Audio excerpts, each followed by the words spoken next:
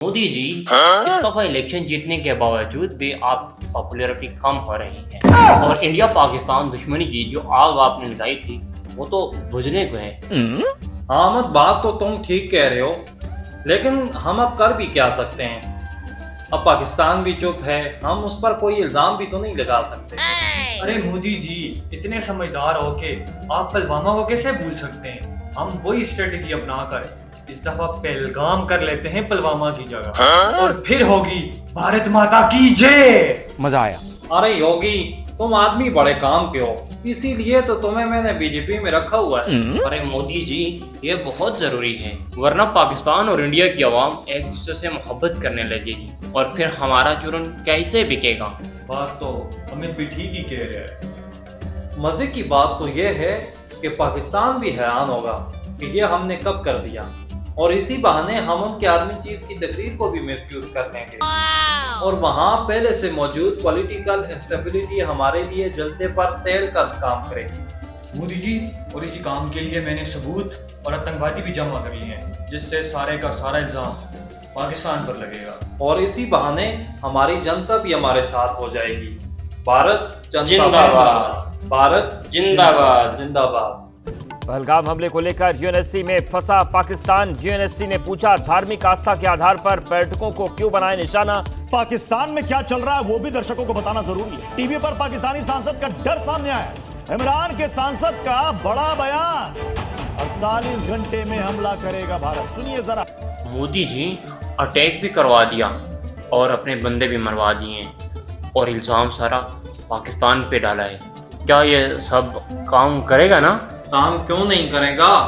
Press conference करो और सारे का सारा इल्जाम पाकिस्तान पर लगा दो और साथ में हमले की धमकी भी दे दो। मोदी जी, पूरी दुनिया के सामने हम लोग बेकसूर बनेंगे और दहशतगर्दी का सारा इल्जाम पाकिस्तान पर लगेगा। और हाँ, साथ उन्हें पानी बंद करने की भी धमकी दे देते हैं। इस बार इंडिया के पानी पे सिर्फ इंडिया का ही हक होगा। क्या कहते हो अमित? मोदी जी पानी कैसे रोक सकते हैं? वो तो दो तरफा मायदा है। वर्ल्ड बैंक की मर्जी के बगैर तो वो मायदा खत्म नहीं हो सकता। बात तो अमित भी मोदी साहब ठीक ही कह रहे हैं। अरे मेरे प्यारे अमित, ये सारी बातें हमारी जनता को थोड़ी ना पता है। हमने तो बस उनकी हमदर्दी लेनी है और पाकिस्तान के खिलाफ बरगलाना है। अमित, तो चलिए फिर इल्जाम तराशी शुरू करते हैं। गाड़ी स्टार्ट कर।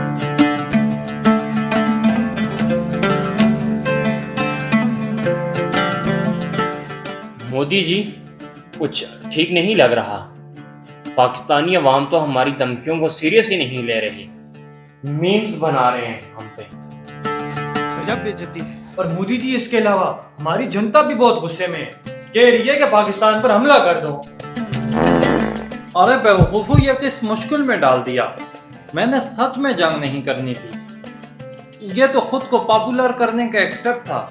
अब जो होना था वो तो हो गया है, लेकिन अब ये बताऊं कि आगे क्या करना है। मोदी जी अब तो हमला करना पड़ेगा और कोई रास्ता मुझे तो नजर नहीं आ रहा। बिल्कुल ठीक कहा अमित, बिल्कुल ठीक। सिविलियंस को टारगेट करेंगे और कह देंगे कि वहां पर दहशतगर्द थे। अच्छा, बिल्कुल मोदी जी, हम पाकिस्तान के साथ मुकम्मल तौर पर जंग में तो जा ही नहीं सकते, वरना हमारा 1965 वाला हाल होगा।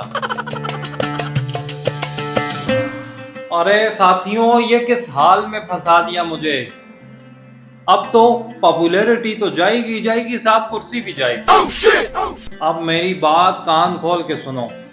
रात की तारीकी में हमेशा की तरह हमला करो और बाकी सुबह का सुबह देखेंगे।